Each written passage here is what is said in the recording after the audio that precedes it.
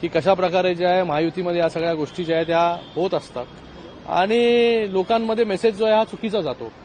शिंदे साहेबांना त्यांच्यावरती टीका करणं आणि अपेक्षित करणं, शिंदे साहेब काहीतरी बोलते, शिंदे साहेबांनी अजूनपर्यंत विरोधकांवरती टीका केली नाही आणि काही लोकांचं जे आहे थोडंसं वयाच्या हिशोबाने प्रॉब्लेम होत असतो.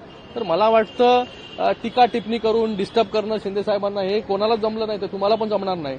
शिंदे साहेब नेहमी जे आहे हे कामावरती लक्ष देऊन फोकस देऊन काम करत असतात आणि लोकांना काय पाहिजे इथे टीका टिप्पणी करून जे आहे हे निवडणुका जिंकता येत नाही.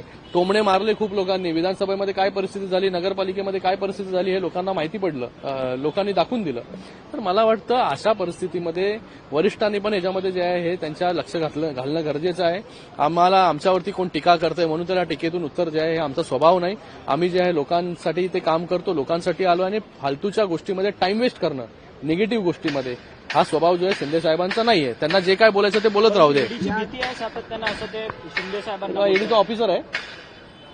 याआधी पण अशा प्रकारची टीका केली होती, मुख्यमंत्र्यांनी त्यांना समज दिलं होतं अशा प्रकारची माहिती, मात्र तरी ते थांबताना दिसत नाही. मी बोललो ना, काही लोकांच्या वयाचा मर्यादा असतात.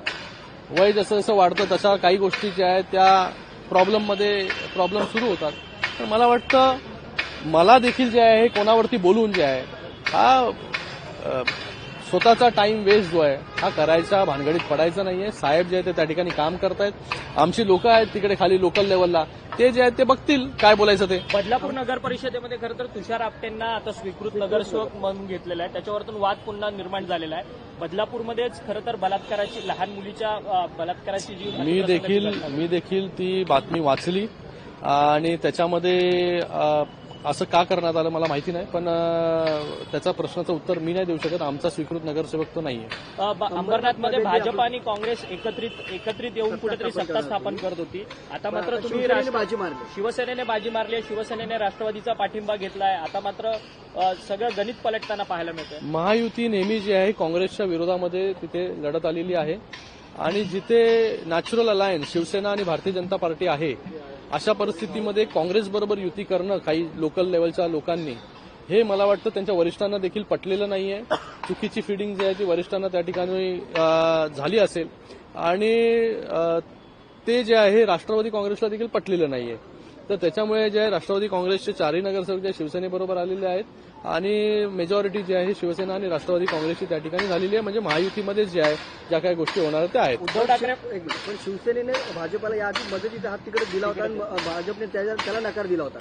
बघा त्या ठिकाणी नॅचरल अलायन्स जो आहे, आम्ही इलेक्शन जरी वेगवेगळे लढलो तरी सगळीकडे जे आहे नॅचरल अलायन्स म्हणून शिवसेना आणि भारतीय जनता पार्टी नेहमी जे आहे एकत्र आलेली आहे आणि तसंच त्या ठिकाणी देखील प्रस्ताव देखील होता, आम्हाला सांगण्यात देखील आलेलं होतं तिकडच्या नेत्यांकडून जे आहे की बाबा मला स्वतः रवींद्र चव्हाणजी पण बोलले होते की बाबा शिवसेना आणि भारतीय जनता पार्टी जे आहे ते तिकडे सरकार जे आहे आपण फॉर्म करू, नगराध्यक्ष आमचा आहे, उपनगराध्यक्ष जो आहे हा शिवसेनेचा त्या ठिकाणी होईल.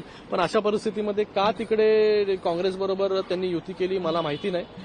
पण शिवसेना नेहमी जी आहे ती काँग्रेसच्या विरोधामध्ये लढत आलेली आहे, पुढेही लढत राहील आणि अशा परिस्थितीमध्ये राष्ट्रवादी काँग्रेसला देखील ते पटलं नाही म्हणून राष्ट्रवादी काँग्रेसने शिवसेनेबरोबर या ठिकाणी येऊन राष्ट्रवादी काँग्रेसनी समर्थन दिलेलं आहे आणि आता तिकडे जो मेजॉरिटीचा आकडा 32 आहे तो 32 जो आहे तो त्या ठिकाणी आमच्याकडे आहे. धनुष्यबाण अमित शहांनी कपट नीतीने चोरला अशा पद्धतीची टीका उद्धव ठाकरे करतात. आता उद्धव ठाकरे सर्व माध्यमांना मुलाखती देतात. आता त्यांच्याकडे तेच रेकॉर्ड आहे, गेले 3 वर्ष तेच वाजवत आहेत. काहीतरी नवीन बोललं पाहिजे, तुम्ही काय केलं या मुंबईसाठी आणि काय करणार आहोत ह्याच्यावरती कधीतरी बोलणार आहे की नाही बोलणार आहे की फक्त टीका आणि टोमणे करणार आहोत. भावनिक कार्ड खेळते ठाकरे बंधू, भावनिक कार्ड खेळते मुंबई महानगरपालिकेत. कुठलंही कार्ड जरी खेळलं तरी आता लोक जे आहे ही लोकांना माहिती पडलेलं आहे की काय करायचंय, कोण आमच्यासाठी काम करतंय आणि कोण भावनिक कार्ड खेळतंय. ते देवेंद्र फडणवीस माझे काही शत्रू नाही आहेत, त्यांनी मातोश्रीवरचं बोलणं टाळलं तर मी त्यांना खरं तर मातोश्रीला बदनाम करणं त्यांनी टाळलं तर मी त्यांना घरी जेवायला बोलवेन अशा पद्धतीचं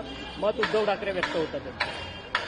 मी ते ऐकलं नाही ते काय बोलतात आणि ते काय बोलतात ते प्रत्येक प्रश्नाचं उत्तर मी नाही देऊ शकत ना.